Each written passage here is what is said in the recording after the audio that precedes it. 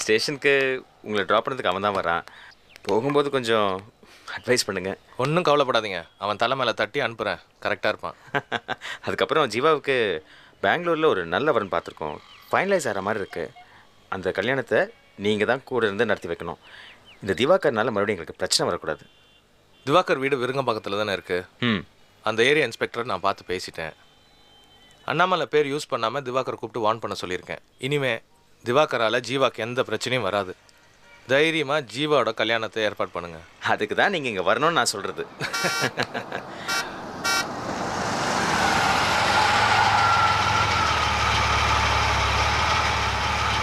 தவசிக்கார் தானே?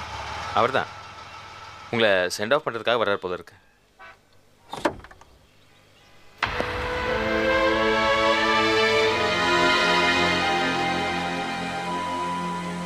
அண்ணாமலை பார்க்க வந்தேன்.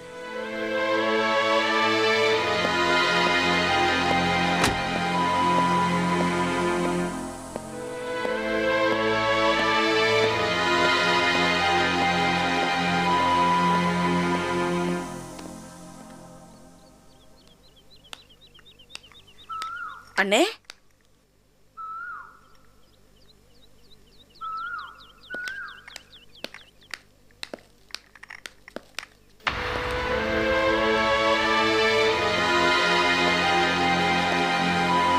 அண்ணே,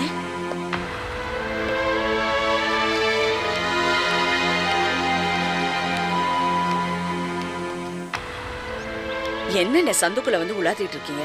இந்தாங்க காஃபி சாப்பிடுங்க. அதெல்லாம் இருக்கட்டும், அதுக்கு முன்னாடி உங்கள்கிட்ட ஒரு விஷயம் பேசணும். அப்ப அன்பழகா அண்ணனை வழி அனுப்ப வரலையா? அதான் உங்கள்கிட்ட ஒரு விஷயம் பேசணும்னு சொல்கிறேன்ல. என்னன்னு? என் ஆஃபீஸில் ஷீலான்னு ஒரு பொண்ணு வேலை பார்க்குறாள்ல, ஆ, மலேசியாவிலேருந்து கிரானைட் பிஸ்னஸ் சம்மந்தமாக ஒருத்தன் வந்தான். பர்ச்சேஸ்க்கு போகணும், கூடமான அனுப்புன்னு சொல்லி அந்த பொண்ணை கூட்டி போய் போன இடத்துல கெடுத்துட்டான். ஐயோ. சரி, இந்த விஷயம் வெளியே தெரிய வேண்டான்னு அப்பப்போ பணத்தை கொடுத்து சரி கட்டிட்டேன். இப்போ என்னன்னா, நான் கர்ப்பமாக இருக்கேன், அபார்ஷன் பண்ணுங்கிறான். அவங்க அப்போ அந்த பொண்ணு கர்ப்பமானதுக்கு நான் தான் காரணம்ங்கிறான். ஒரு வழியாக காசு கொடுத்து சமாதானம் பண்ணிட்டு நிம்மதிக்காக கோயிலுக்கு போனால் அவன் தமிழரசு நின்றுருக்கா. நடந்த விஷயத்தில் புட்டு புட்டு வைக்கிறா. ஆக திட்டம் போட்டு எல்லாத்தையும் தான் பண்ணியிருக்கான். அப்ப அந்த ஷீலாவை உடனே வேலை விட்டு தூக்க வேண்டியது தானே? அது ஒரு செகண்டில் பண்ணிடலாமா? அவங்க அம்மா அப்பா குறுக்க வந்தால் கூட காலில் ஊற்றுற முள்ளு மாதிரி தூக்கி போட்டலாம். ஆனால் தமிழரசியில் சம்மந்தப்பட்டிருக்கா. நல்ல சிவம் பொண்டாட்டி, அன்பழகன் தங்கச்சி. அது மட்டும் இல்லை, விசாலத்துக்கிட்ட அவள் என்ன சொல்லி வச்சிருக்கான்னு எனக்கு ஒன்றும் தெரியல. நான் வீட்டுக்கு போனால் அவள் என்ன கேட்பான்னு எனக்கு ஒன்றும் புரியல. அதனால் நீ எனக்கு ஒரு உதவி பண்ணணும். என்ன? விசாலம் அப்படி ஏதாவது குறுக்க பேசினான்னா தமிழரசியை இந்த பாரு ஒரே கூட்டு போட்டு தள்ளிடுவேன். அதுக்கப்புறம் 2 குழந்தைகளையும் நீ தான் காப்பாற்றணும். என்ன பேசுறீங்கண்ணே? நீங்க பேசுற பேச இதை பாரு, இல்லைம்மா நான் சொல்கிறது கேளு. இது பாரு, நல்லவனாகவும் யோகியமாகவும் சாதுவாகவும் வாழ்ந்து பிரயோஜனம் இல்லை. இது பாரு, அதுக்காக துப்பாக்கி கொண்டு வந்துருக்கேன், ஒரே கூட்டு போட்டு தள்ளிடுவேன். அதுக்கப்புறம் இந்த பாரு, உன் வாழ்க்கையில் என் வாழ்க்கையில் அவள் குறுக்கிட மாட்டான். நீயாவது நிம்மதியா? நீங்க பதில் கொடுங்க, நீங்க பதில் இது கொடுங்க. விடுங்க, விடுங்க. என்ன பேச்சு பேசுறீங்க? சுட்டு தள்ளுவீங்களா? விசால் அண்ணி ஒன்றும் பேச மாட்டாங்க. நீங்க வீட்டுக்கு போங்க. ஒரு 2-3 மாசத்துக்கு வாய் திறக்காம பேசாம இருங்க. நானும் 2-3 நாளா பதறி போயிருக்கேன். அந்த சித்தை என் கனவுல வந்தா இந்த கனவெல்லாம் நான் நம்புறது இல்லைன்னு வச்சுக்கோங்க. ஆனா இத்தனை வருஷமா நீயும் அண்ணன் வாழ்ந்த வாழ்க்கை எல்லாம் பறி போப்பது. ஒரு வளையல் போட்ட கை என்ன சுடுற மாதிரியும், ஒரு பணத்தை வச்சுக்கிட்டு நீங்க அழுகுற மாதிரியும் நான் கனவு கண்டேன். நானே அந்த சித்தனை பார்த்து இந்த கனவுக்கு என்ன அர்த்தம்னு கேட்கலான்னு இருக்கேன். இந்த நேரம் பார்த்து துப்பாக்கி அது இதுன்னு ஒன்னும் நடக்காதுன்னு. நீங்க வீட்டுக்கு போங்க. தமிழரசி விஷயம் நான் பாத்துக்கிறேன். அப்புறம் அண்ணி ஏதாவது பேசுவாங்கன்னா நான் வேணா நம்பி அனுப்பி வைக்கிறேன். அவன் சமாதானப்படுத்துவா. இனிமே இது மாதிரி எல்லாம் பேசுனீங்க அப்புறம் பாருங்க, 2 பசங்க இருக்காங்கண்ணே, சுடுவீங்களா சுடுவீங்க. நீங்க போங்கண்ணே, வீட்டுக்கு போங்க. ஒண்ணும் நடக்காது. துப்பாக்கி வேற கையில வச்சுக்கிட்டு போங்கண்ணே.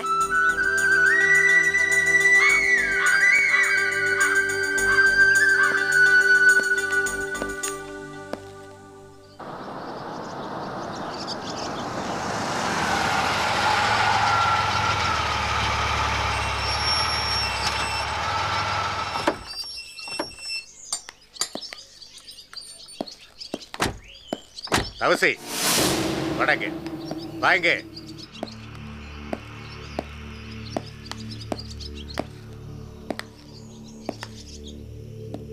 என்னடா உன் மனசுல என்ன நினைச்சிட்டு இருக்க?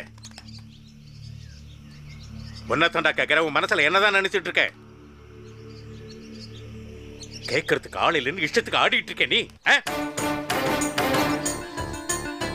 அறிவு கெட்டவனே.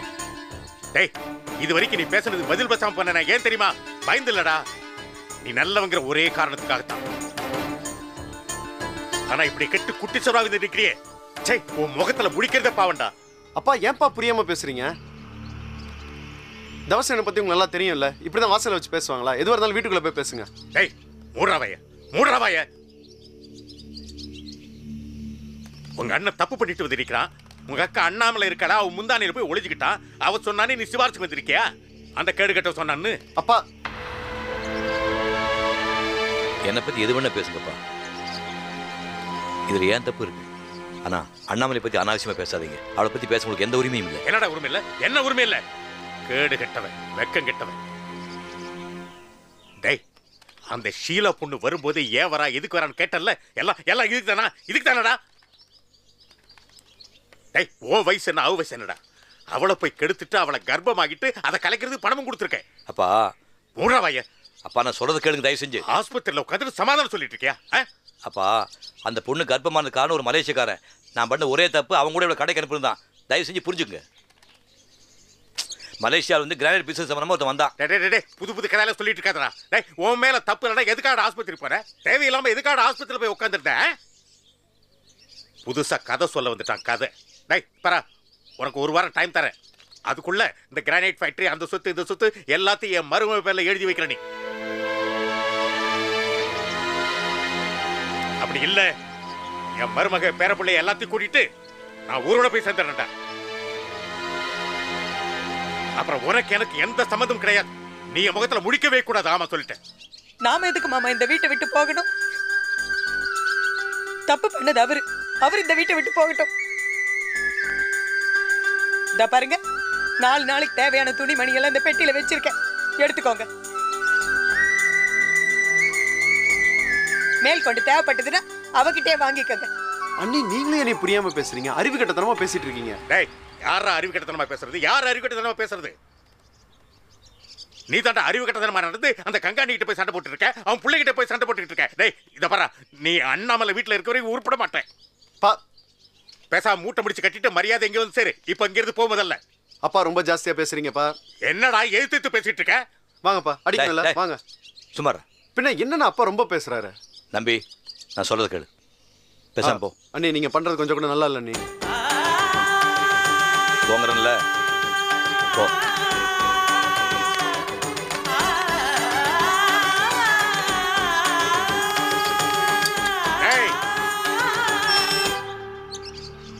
அண்ணாமலை வீட்டுல இருந்து எவ்வளவு சீக்கிரம் வர முடியுமோ அவ்வளவு சீக்கிரம் வா. வரல மவனை நான் அங்க வந்து உன்னை உதைச்சு இழுத்துட்டு வந்துருவேன்.